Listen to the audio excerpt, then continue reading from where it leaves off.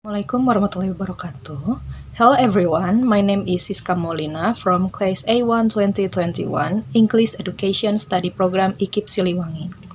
In this video, I will play a role of teacher to fulfill my speaking assignments.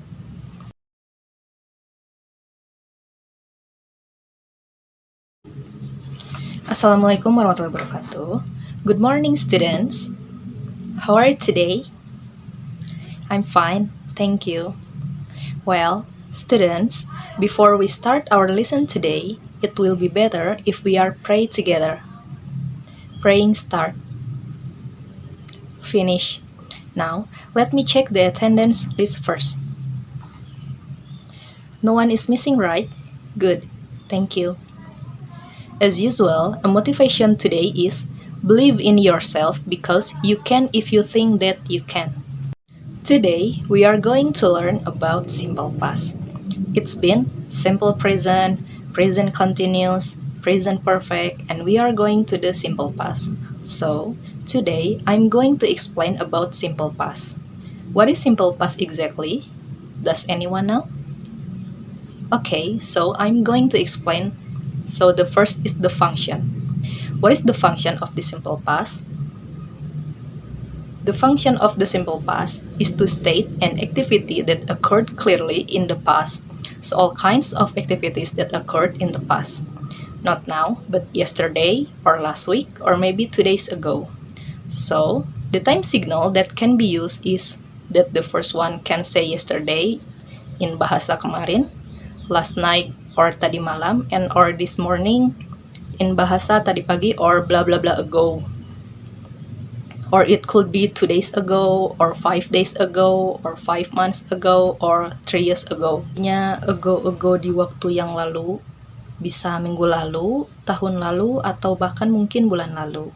And the last, kita bisa menggunakan kata last. Last juga artinya lalu, misalnya last week, minggu lalu, atau mungkin last morning, yaitu tadi pagi. Jadi seperti itu. Jadi bisa kita gunakan time signal seperti ini. Bisa dilihat di belakang. Then, for the form, first for positive sentence, must use verb to. We are going to use verb to for positive sentence. Sedangkan untuk kalimat negatif atau kalimat interrogatif, dia itu memakai verb 1. Kembali lagi ke verb awalnya, yaitu verb 1. Jadi tidak menggunakan verb 2, karena verb 2 itu untuk kalimat positif. Immediately, for example, here, there is a subject, I, you, we, they, she, he, it, and when is a positive sentence like the form previously explained. And here I have written a few words in verb 2. In English there is ate, the second form of makan, eat. There is cook, the second form of masak. Then there is swim, verb 2 from berenang. And there is bought, verb 2 from membeli. So we can put together the words ourselves.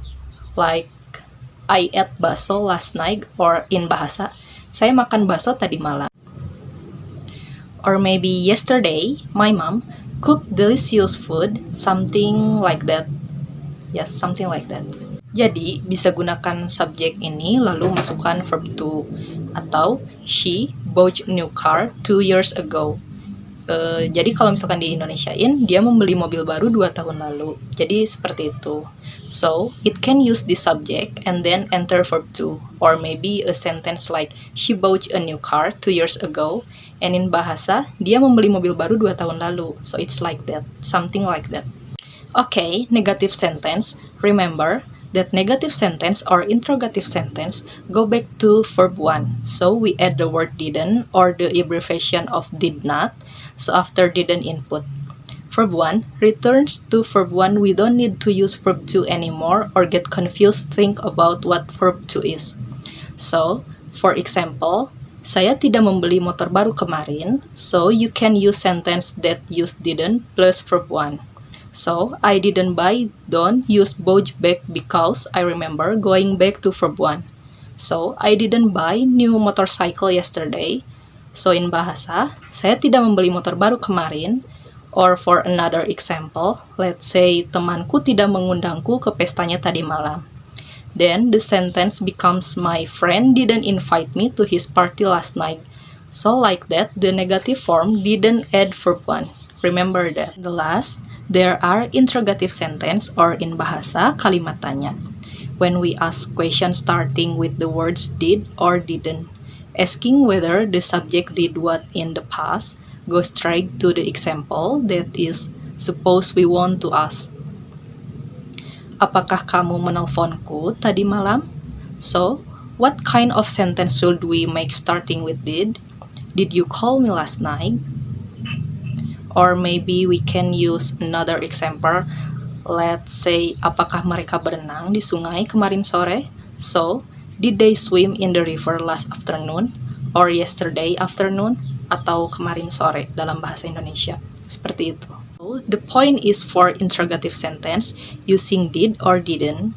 Or again, I remind you that interrogative or negative sentence use verb 1. Verb 2 is only for positive sentence. Okay, did you get it? Okay guys, if you're still confused about this material, you can ask me a question. So, do you have any question? No? Okay, I think you are understand. Well, student, do you enjoy this lesson today? Great, Alhamdulillah. That's it for today's discussion. Hopefully you can learn more about this text. I think enough for today. Before we end this lesson, let's pray together. Praying start. Finish. Thank you for your nice attention. See you next time. Wassalamualaikum warahmatullahi wabarakatuh.